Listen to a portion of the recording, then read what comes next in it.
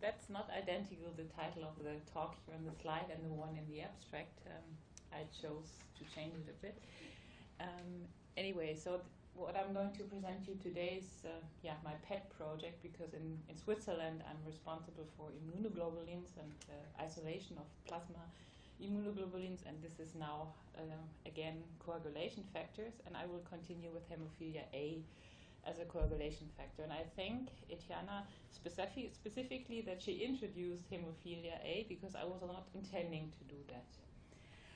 Anyhow, I can tell you that my talk will add to the diversity of the different talks here, and because it will be probably the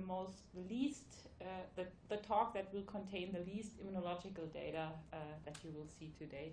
But anyhow, I hope I can convince you that we have an interesting molecule, and it's my intention to basically grab your brain and stimulate the discussion of how we could potentially explore the potentially reduced immunogenicity of this molecule I'm going to introduce to you.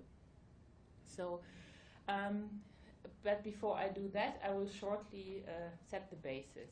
Von Willebrand factor and factor VIII tight complex. So, in circulation, the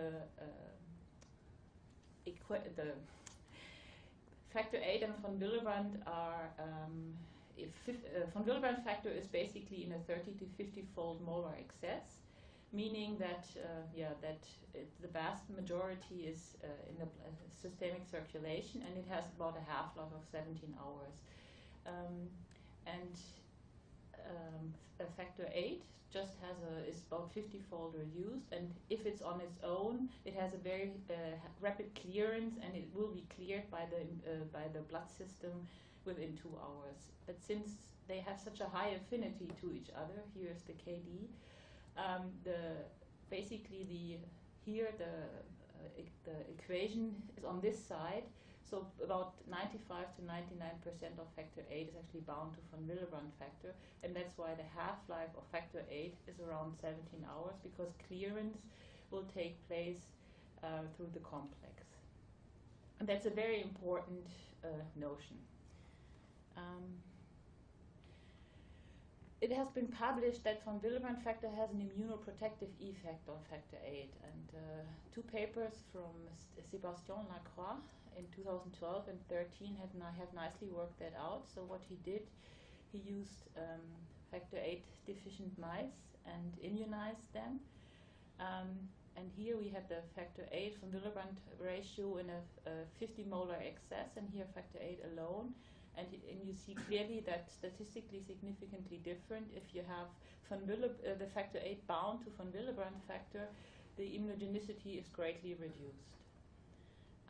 And you also see this if you basically add it to CD11 positive monocytes that take it up, and basically would present the factor VIII. If you increase the molar ratio of von Willebrand to factor VIII, 30, 60, 100 to 150-fold, the ability of taking up the factor VIII itself by CD11 positive cells is greatly reduced.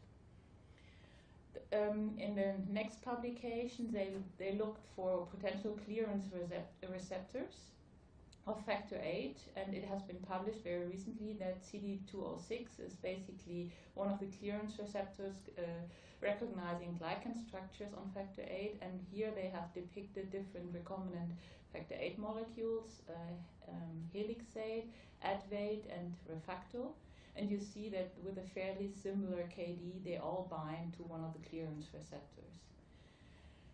What they have done then further was to look for uptake of factor VIII into antigen-presenting cells, and you see that's really dose-dependent. If you increase the dose of factor VIII antigen, you see that the kinetics of uptake are quite different between rFVIII and helixate, and only at a very low dose it's very similar, and it really separates if you increase the dose. But if you then take this dose here at 50 units per ml and then stimulate T-cell activation, which is shown here, then you basically see that all three at this concentration of 50 units per ml stimulate T cells in a comparable manner. So it's quite diverse, the immunological properties of the different factor VIIIs.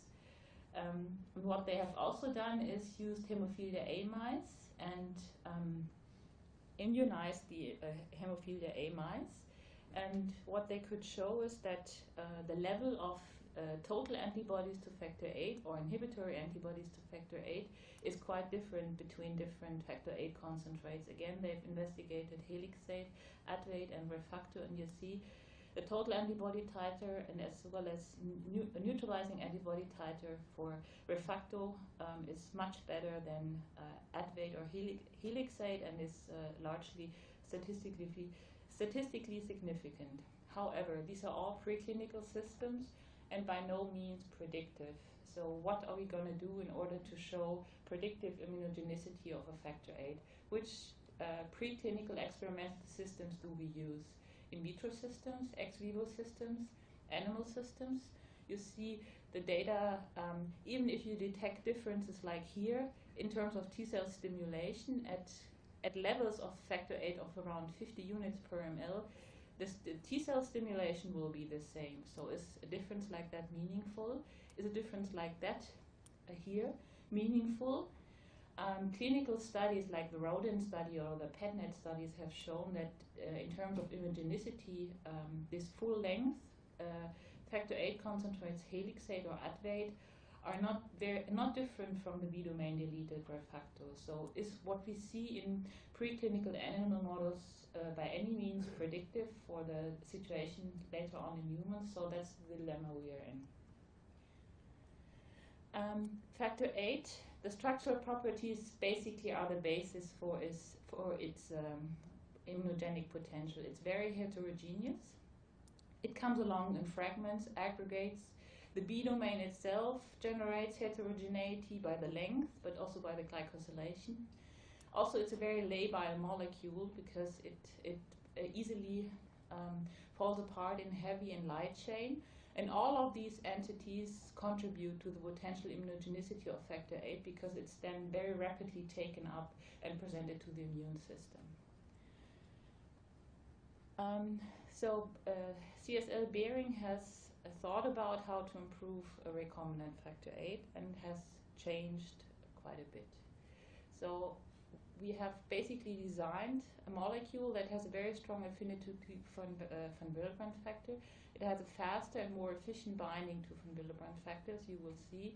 And the idea behind it was to generate a molecule with improved PK properties and the potential to reduce factor VIII immunogenicity. I emphasize potential because that's something you have to show if you want to use it as an argument to sell it to people and give it to patients and say our molecule is better than the others. It's designed to have a higher increased stability between heavy chain and light chain, and because of this covalent linkage, it has a higher intrinsic stability and a better room temperature stability. So generation of fragments and proteolytic degradation products is less, this molecule is less prone. In addition to this covalent linkage, or the advantage of this covalent linkage is that it generates a structured A3 domain, and within the residual of the B domain we have an additional N-glycan site which is highly CL-related. Again, a beneficial property for delayed clearance. What we first investigated was the von Willebrand binding, and you can easily see that employing BioCore, you see that it has a faster and stronger binding. If you look at the curves here, it's a dose response curve, full length, versus our single chain molecule, and if you apply different concentrations, you nicely see that it has a faster onset and binds stronger because the curves go higher. And if you actually calculate the KD, you have a 3 to 4-fold higher binding or stronger binding affinity of our molecule versus a full length. And we think that this is part of the basis for the improved PK properties. And of course, a reduced in vivo concentration of free factor VIII not bound to von Willebrand if you assume that you have this tight association in the circulation as well. And therefore, we think that more than 99% of the single chain is bound to von Willebrand, and that is the reason why we have also improved PK properties, which I'm going to show you later on. Again, the covalent linkage, it's the basis for a stabilized configuration, and it's a very homogeneous molecule. Here you see the homogeneity. Here you see a size exclusion chromatography, and the green curve basically depicts the single chain. It's really one single chain, whereas the blue one and the dark one are the two. The black one is a full-length 2-chain, and the other one is a full-length B-domain deleted version. And you see that you have multiple other peaks. The only really homogeneous molecule is a single chain because it has the covalent linkage between heavy and light chain. And of course, this also leads to a reduced amount of dissociated heavy and light chain. And it also is the basis for an improved intrinsic stability and higher room temperature stability. So if you reconstitute single chain full length or plasma derived full length, and then look at stability in terms of factor VIII activity over days, you see that the single chain has a higher stability than the other two full length factors. And we are continuing this investigation, of course. What about the activatability by thrombin? Because thrombin activatability is a prerequisite for an efficacious molecule. So thrombin itself has 3 cleavage sites here, here, and here. And upon activation, factor VIII forms a heterotrimer. And you can easily see that the 3 chains appear, and then the residual of the B domain go away. And here we have investigated, again, a B domain deleted factor VIII single chain and 2 full length representatives. And again, you see here, that's the single chain, one homogeneous band, whereas the others appear to have multiple bands. That's the light chain and the heavy chain. And upon cleavage with thrombin, all of them adopt the same heterothromeric structure.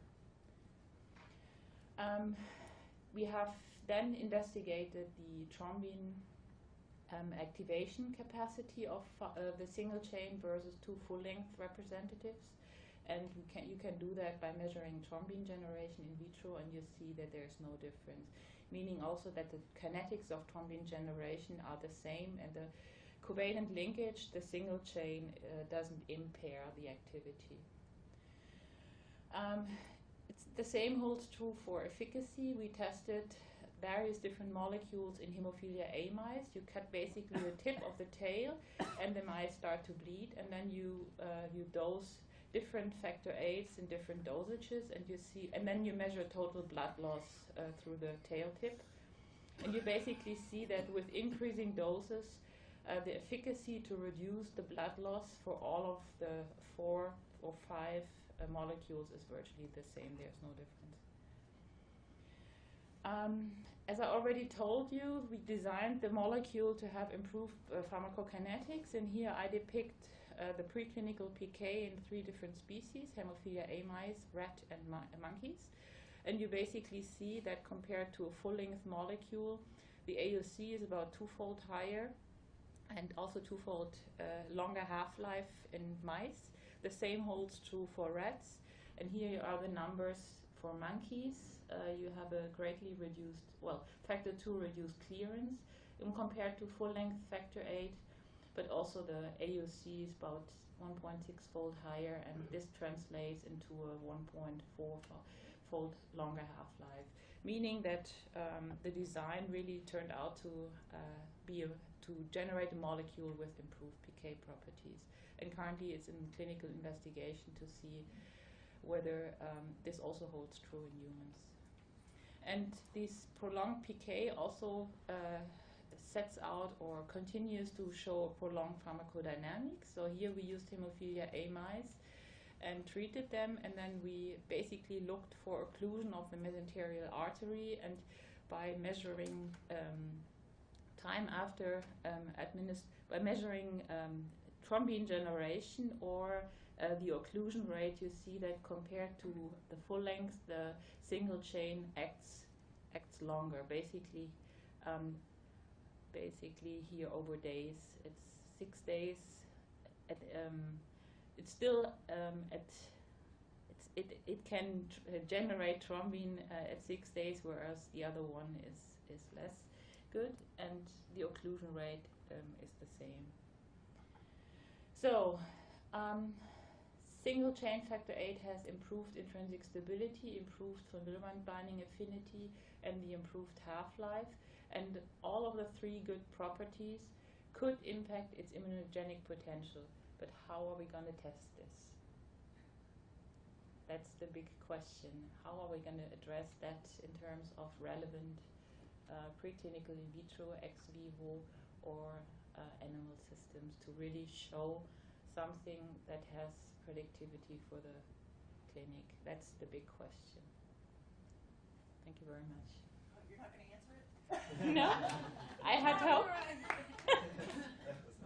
Well, we have ideas, of course, but I have hope that maybe you can contribute a bit, or we could discuss, or what you think, how we could basically explore it. That's why I showed you this initial results published from this laboratory. What do really these in vitro results mean? How predictive are they, that we can be sure that we can master immunogenicity of such a molecule in the clinic much better? Great, excellent question. So, to open the floor, do we have any initial thoughts they'd like to help Sabine out with that issue of factor VIII single chain? I mean, just for the discussion, it's interesting, given this, what we said about peptides before, people would be tolerant to their own von Willebrand's factor, and if that involved regulation, then you could imagine the von Willebrand's factor is associated with factor VIII, and you would get that linked suppression or spreading effect. Mm-hmm. That's one idea that crossed my mind in your talk.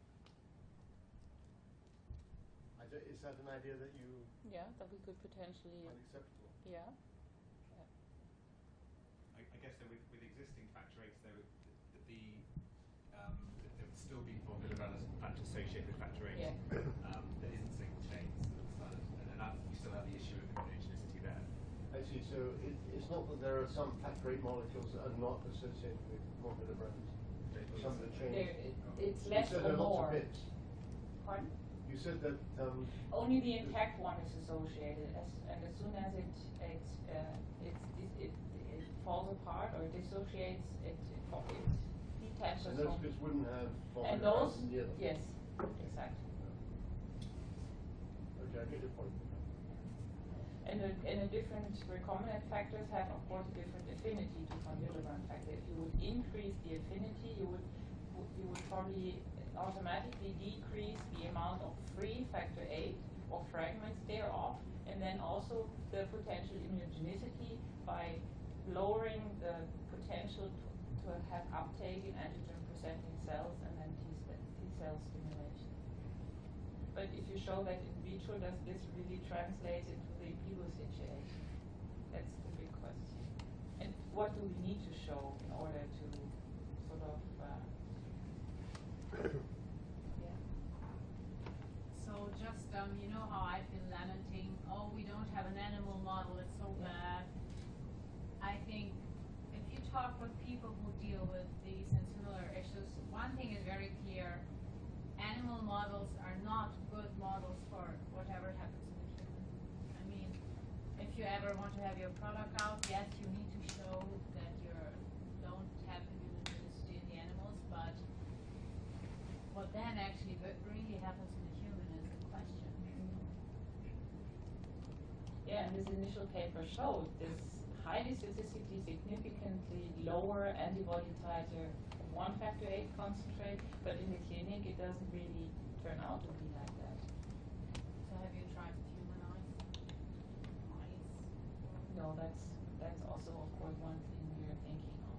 But then of course you don't have this fragment HLA subtypes that would be representative and are known to be prone for antibody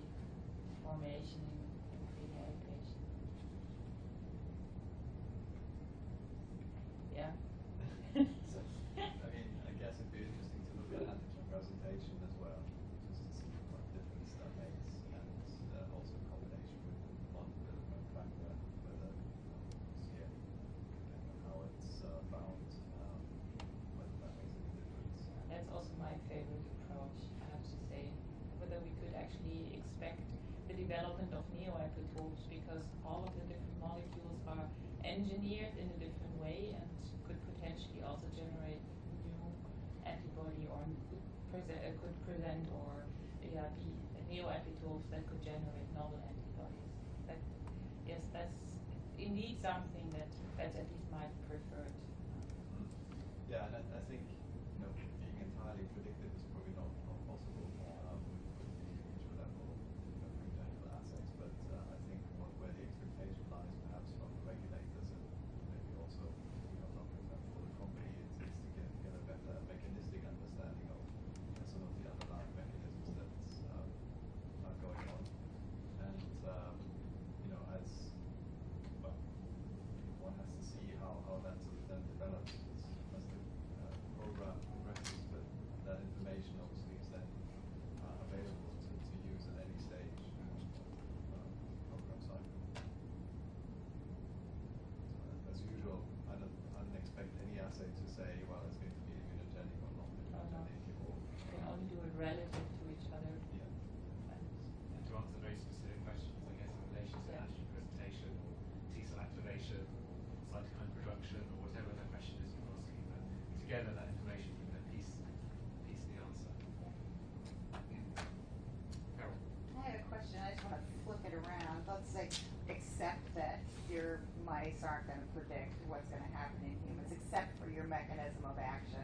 Hopefully, they're going to give you some insight there. But when you're dealing with that, when you're dealing with human proteins as a therapeutic, often you can see your response fall off in your mouse because the antibodies are being made and your clearance is increasing or you're neutralizing. Is there an accepted method for decreasing that just so you can get your proof of concept reads? I know we've used Benadryl for some things, which for the hyperimmune response, but does anyone, do you understand my question? No, not really. You don't. Is there something that you can give the mice that might tamper the normal immune response that they would have, so that you can conduct your proof of concept studies? Is there something that people routinely use? But then you would have to replace the mice with the human immune system. Then you would, sorry. Then you would have to replace the mice with the human immune system, because you would like to study the influence of the test item in the context of the human immune system, if you would tamper down the mouse immune system. That's how I understand your question. No? It was really much simpler than that, but don't worry about it. I'll talk to you. Okay. Yes? Yes, I'd like to ask you, years ago, the 90s, Delta Biotech introduced human serum albumin of recombinant origin. It was human serum albumin of recombinant origin, and the question was, would it be immunogenic in humans? It was 94, 95, 96. And the same was, I think, the Green Cross in Japan. And how to address this? They took the human isolated albumin and the recombinant one, and they went in different species as far as possible to chicken and so on, to show that they show the same immune response. Turn it upside down, to show that the original human isolated antibody albumin is as immunogenic as the recombinant one. So could be here that you can do the same thing. I mean, you take the human, you turn it around, not to show how immunogenic it is, to show it is as like the human. And I don't know, I'm not immunogenist, I don't know what's happened in the last 10 years, 15 years, but this is how I know they did it in the 90s. Delta Biotech, which is now, what's the name of it? In Denmark. It's a company who sells recombinant human albumin. And exactly, Novozyme. And they bought Delta Biotech from UK. And Delta Biotech had a big problem how to show that this recombinant human albumin is not maybe more immunogenic like the human one. And then the way to do it, they went to different species as far as away, chicken and pigs, I don't know, not mammals, as far away, to show, give them the same dose, the same response. So, and also the Green Cross in Japan did the same. but please check it. I mean, this is what I know from not being in the field working directly. Thank you. So there's lots to discuss, Sabine. So I hope at lunchtime and also probably around our roundtable discussion on Tuesday there'll be lots of additional help for you. So thank you very much.